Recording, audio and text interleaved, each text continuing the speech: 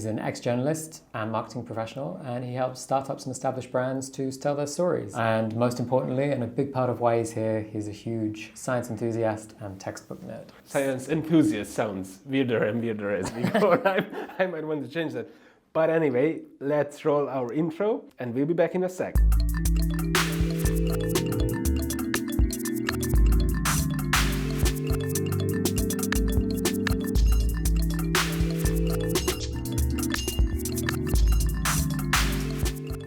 So to kick things off, let's talk about a little bit maybe about how science works in general and why we end up with the problems we face now globally, and how science doesn't really care about if something is good or bad. It just wants to come up with new stuff, and sometimes that new stuff is good, or at least looks good at the beginning, but it sometimes goes really bad really fast. So 100%. So I wanted to start a bit with kind of examples of good science done for the wrong reasons, in a way. So often science is done for good reasons and then doesn't work out so well. But in our effort to try and find out how to do innovation in the most evil way possible. And I think that the most famous case is Fritz Haber, which I'm sure lots of people know about and have heard about, has been covered in great detail in lots of places. So Fritz Haber is a wonderful example of the best in some ways and the worst of science. Fritz Haber was a chemist, and his big Nobel Prize winning discovery was about ammonia production. So essentially, while working in the early 1900s, he discovered how to produce ammonia in a large scale way. And why that was a crucial innovation is it essentially allowed us to produce fertilizers that contained high amounts of nitrogen, which is essential for plant growth, which by and large allowed us to feed millions, if not billions, of people, and is arguably one of the greatest technological breakthroughs in the progression of humanity ever.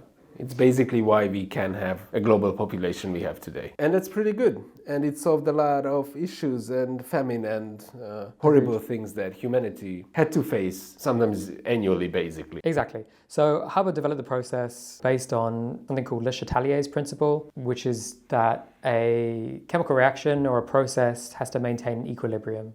And then one of the factors affecting that equilibrium is change, the system will respond. And as a result, he adopted basically a process to decompose ammonia in the presence of a nickel-based catalyst and reversed it to then produce ammonia at high temperature and pressure. I think it's fair to say he was a slightly problematic character, shall we say. Hyper-ambitious, hyper-focused on achieving solutions to different problems, but also a very prominent German nationalist. And the most troubling and concerning aspect of Fritz Haber's scientific career in many ways is that he played a huge role in the development of chemical warfare. He was around doing his chemistry during the First World War and basically spent years pioneering and developing chlorine and other poisonous gases during World War I, where it was used to kill very large numbers of people in particularly horrifying ways. And he believed it's such a horrible weapon that it will end the war faster and it's ultimately good, which is ultimately not true. Yes, for sure. But there are lots of quotations about Fritz Haber essentially seeing death as death. About that he believed that it didn't really matter how you died because, when you were dead, you were dead. But you could say, and maybe we should edit this at the end, but what he did was solid science, just used for the most horrible reason. Yeah, I think there's a claim there, certainly the Haber-Bosch process, certainly, and most of his work was founded in very good fundamental understanding of industrial chemistry. He was a really skilled industrial chemist, and that's kind of what made him so effective at some of the more problematic things, as well as some of the good things. But I think that's really important to highlight that science is amoral. It doesn't really care about anything, whether something works or not. But what you do with that is not science's fault, it's like a human. I think the interesting thing about Fritz Haber is closeness to industrial chemistry. So Fritz Haber was so successful, and the technological developments of Fritz Haber are so widespread and prominent, largely because he was doing things at scale very quickly. And that's really where his genius lay, in working out how to scale processes and to make them technologically meaningful and have impact in different geopolitical environments. And the majority of science does not operate in that way, or that's to say that the majority of science generally operates on a lab scale, which is to say very small amounts of things in, reasonably small controlled circumstances. And then it takes the collaboration of lots and lots of different scientists to eventually make something that has a broader impact on society. Which is why, for the most part, the wider implications or societal implications of scientific work isn't known. And it's quite hard for a scientist to do something as, air quotes, I'm doing air quotes here, good or evil, or with some sort of moralistic outcome or view. Because again, the societal implications of the science have to be very clearly shown and well known to understand what the moral implications are of what you're doing. Which probably is a very nice segue into our next case studies, which are kind of examples of science for the right reasons that unfortunately had unforeseen consequences. And I think, sorry to interrupt, but I think this is the part when it's gonna be a lot less easy to judge these things. Yes. Because I think with Fritz Haber, you can't really say anything that's gonna save him in certain things. No, there is that argument. Yeah. But sometimes, and that's what is, I believe, will come up now, is cases when it's much more murky, whether something was good or bad or both. Yeah. So, I don't know, we talked in previous episodes about Teflon. Yep. And about fluorinated polymers. And I think that's another very good example of a sort of wonder material or a huge breakthrough or material innovation that unfortunately had unforeseen circumstances. And talking about that, we can also go through a little bit how difficult it is to really see what's coming or to see what the larger ecological or geopolitical implications of a material are, or a material innovation. As we sort of said before, Roy J. Plunkett, working at DuPont, discovered fluorinated polymers, basically when he cut open a gas canister. And during the synthesis of PFAs, or the initial production of fluorinated polymers, they were basically considered to be chemically inert. Many people who listened to the previous episodes might remember fluorinated materials are wonderful because they're extremely stable. They're extremely stable to all forms of chemical attack, to different temperatures, to a whole range of different environmental conditions, which makes them fantastic as sort of pipes and lubricants and other things that you want to put in difficult environments. So it's not entirely surprising that these materials are really chemically inert, that they don't really react with anything. Most people will probably have some sort of idea that most things that are very toxic are reactive things. Yeah. Things that when you come into contact with them, they change some aspect of your biology or themselves to produce something that's undesirable. It's not entirely surprising, again, that people initially thought that fluorinated materials were kind of safe. They didn't really seem to do anything. You put them in the environment and they don't particularly change. You put them in people and they don't particularly change. Or they don't really interact with anything, at least. They don't particularly interact with anything, or certainly not in a way that's immediately obvious. But the problem with fluorinated materials is that over time, people started to understand that they are, number one, bioaccumulators, which mean because they don't go anywhere, they have a tendency to build up. So while you might have safe levels of fluorinated materials in your blood initially, over a long period of time with a lot of environmental exposure, then eventually your levels go up to the point where maybe it's starting to do something. People also increasingly understand that they're not so inert in that way, or at least they cause quite meaningful changes to your biology and to your health. After our last episode when we mentioned this, I also started to look into this because I found it fascinating, and as far as I understand, one of the things that medicine started to suspect is that they don't really do anything, but they might replace useful stuff. And then basically the useful stuff is missing. Mm-hmm. So PFAS is not doing anything really, but just by being there, it might cause issues. Mm-hmm. And what's super fascinating to me about this one material is that with such a long lifetime, what is the time scale that you say that, okay, this is safe, this is not safe? This material is here for 100 years. Exactly. I think that's exactly it. I mean, Oliver was nodding, by the way. That's not very audible. But yeah, I think that's exactly it. And like that's what becomes really obvious is that we have to, as a society, question what timescales we use in material. And as we previously talked about, what the implications are of that life cycle, right? Yeah.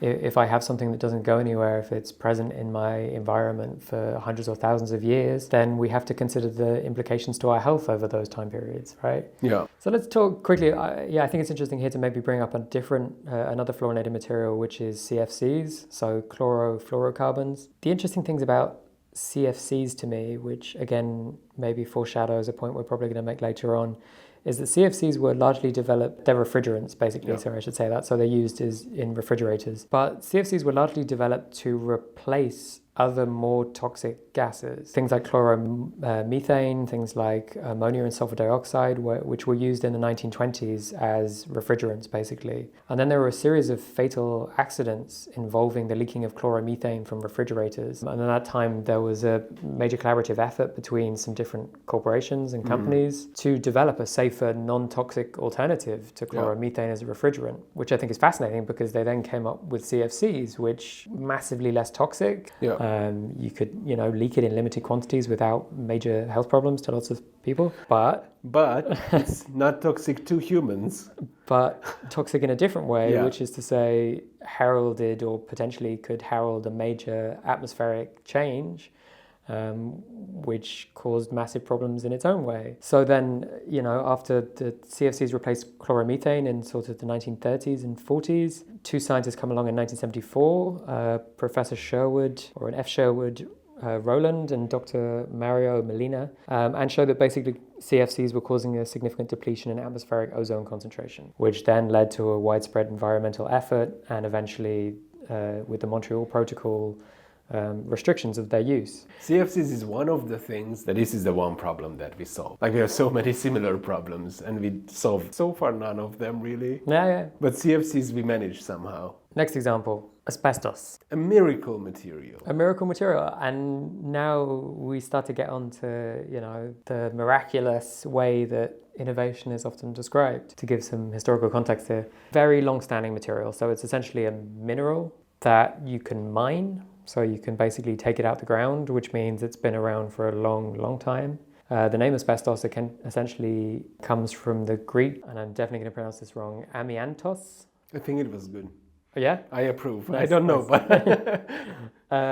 and the meaning of that is undefiled. And it has that name because essentially people who initially discovered asbestos found that while it behaved in lots of ways like a textile, you can weave it, its fibers, you can surprisingly throw it on a fire and it doesn't burn. And that's truly like a miraculous, magical thing. And it was widely used in the built environment, right? So they realized that, this is amazing. Exactly. So it's got fantastic insulation properties, but also fire retardancy. So people obviously started using it in the built environment and construction in quite a large level. Also a lot in like shipbuilding and various industries like that. And we're like, great, this is all fantastic. And then essentially what happened is that in, I think the UK, but at least from what I've read, the UK, there was increasing amounts of evidence associated with, in the places that produced asbestos, that asbestos workers or people who were working in those environments through the inhalation of asbestos dust were having very significant health issues. The main health issues are referred to very conveniently as asbestosis. Asbestosis? Asbestosis? Right, hold on, I'm going to Google it. Google Translate, talk. Asbestosis. And the major health consequence was Asbestosis. was asbestosis. So that report in the early 30s basically led to the first asbestos industry regulations, also in the 30s in a workplace. Then sometime later, health implications, including various forms of cancer and other things, were more carefully or better understood. And then basically similar legislation around asbestos use followed in the 1940s in the US. Because these little fibers get into the lungs, right? Yes, basically. Which is very bad. Which is very bad. I mean, approximately 100,000 people in the US have died or are terminally ill from asbestos exposure related to shipbuilding alone, basically because thousands of tons of asbestos were used in World War II ships to insulate piping, boilers, steam engines and other things. And, the numbers are kind of terrifying. I mean, for every 1,000 workers, supposedly, shipyard workers in the United States, about 14 have died of mesothelioma. If you can pronounce it, it's bad. That's how I think about things. That's how it works. Like, yeah. That's how medical science works, I think. Mesothelioma. Mesothelioma. Of mesothelioma. Mesothelioma. Of mesothelioma. I love how Google Translate is like so bored. I know. It has a very like... However, we already start to get into some interesting questions about the speed of reaction to lots of these materials and things, which is also very relevant for our innovation question. So especially with asbestos, the United States government and various governments have been criticized for not acting quickly enough to inform the public of dangers and to reduce public exposure. For example, in the 1970s, there is clear evidence that asbestos industry officials knew of the dangers since the 1930s and had concealed them from the public. And that's kind of sadly a story that comes up time and time again, that people have sort of tried to block or at least limited information transfer about the potential implications of certain innovative technologies and products. I guess that's And I think this is the point when we can talk about another very interesting example, the leaded petroleum, leaded gas. Because that was also one topic when there is ample evidence of the companies who made this fuel knew about the issues and they pushed back strongly against it. And basically, in the 20s, leaded petroleum also seemed like a pretty good idea because it really improved the efficiency and performance of engines. It was an anti-knock agent, whatever that is. I guess for an engine, it's not good if it knocks. That's how I imagine it. After a while and after it spread out, there really started to be a lot of evidence of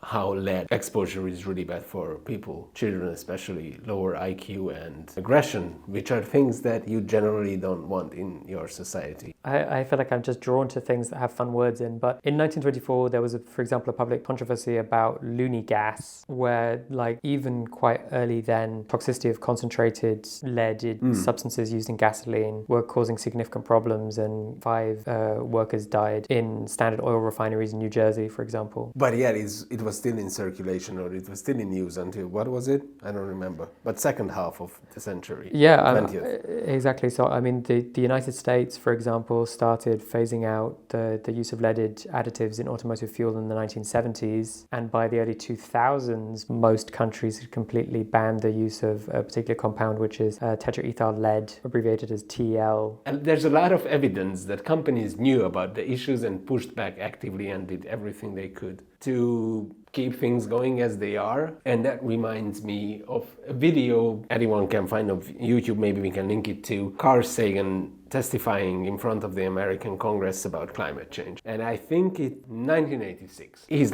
so spot on. He says really good things and things that nowadays is more common knowledge, I guess. But also Carl Sagan in 86, let's say, made also really good predictions about how developing countries will start to use more coal, which will quicken up the pace of climate change and stuff. And to me, it's just fascinating that how we can know about problems for 40 years and not deal with them. I think there's a very valid point about how information transfer works and about the need for multidisciplinary consultation between lots of different people and scientists and stakeholders.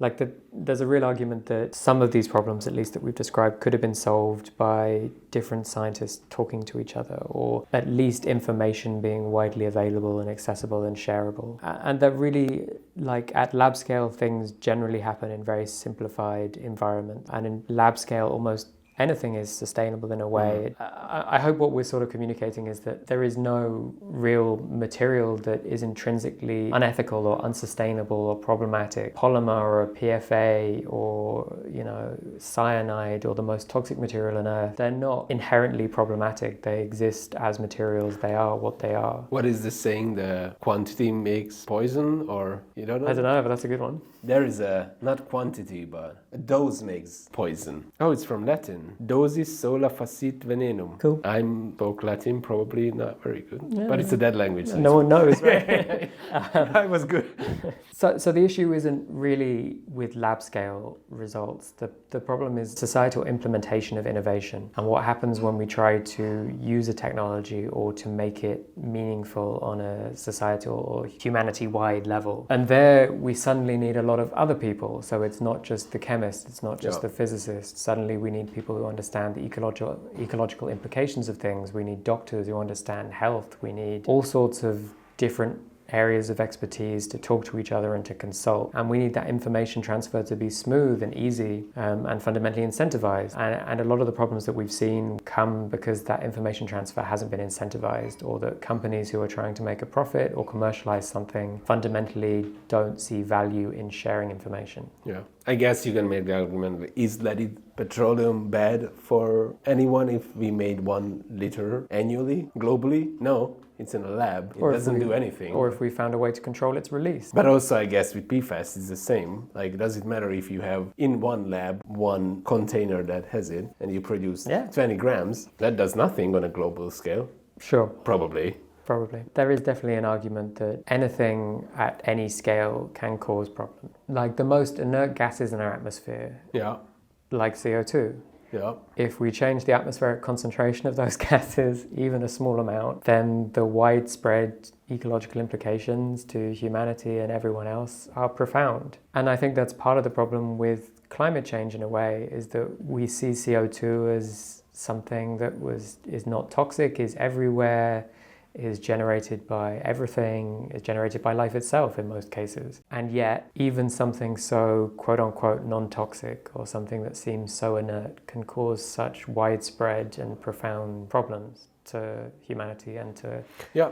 the world. What I see that is changing now, maybe more than before. In some cases, we started to realize these issues, like how deploying and scaling up stuff can be problematic. And I think we are at this tricky position when we try to do good for the environment and we try to reverse climate change. So we need solutions very fast, but we are also more aware of the problems we might cause with them. Yeah, I definitely think there's a lot of people spend a lot of time really sort of drawing attention to the role of big business and industry in sort of shutting down information sharing and hiding sort of the true implications of their products and innovations on wider society. And I do think those claims are merited. But I know that, like, we have also discussed that regulation isn't always necessarily the solution to these problems. And certainly in a time of such arguably dramatic need in terms of climate change, there is definitely a real argument that the slowdown of innovation that regulation causes is also extremely problematic, right? And I think what we've seen with almost all the examples we had, we come up with something which looks good, then it turns out it's not as good, so we have to come up with something new. So it's iterative, I would say. Yeah, exactly. And I think that brings me to a point that I wanted to make, which is about the role of sort of techno-utopianism within society, which is that I do think there's a real argument that we spend too much time sort of celebrating innovation as the solution to all of our problems, that we give sort of unnecessary prominence to the idea that we will solve all of our problems by the next thing, that we will develop some hugely revolutionary disruptive technology that will instantly cure everything and, you know, bring a new dawn of success and progress to humanity. And I mean, I think you can see that certainly at the beginning of the 20th century where, I mean, for example, as we've talked about a lot, synthetic plastics would be routinely presented at world fairs as the next thing or the cause of a new utopian future. Yeah. And really, I think that perception of innovation and materials and the way science works is misleading.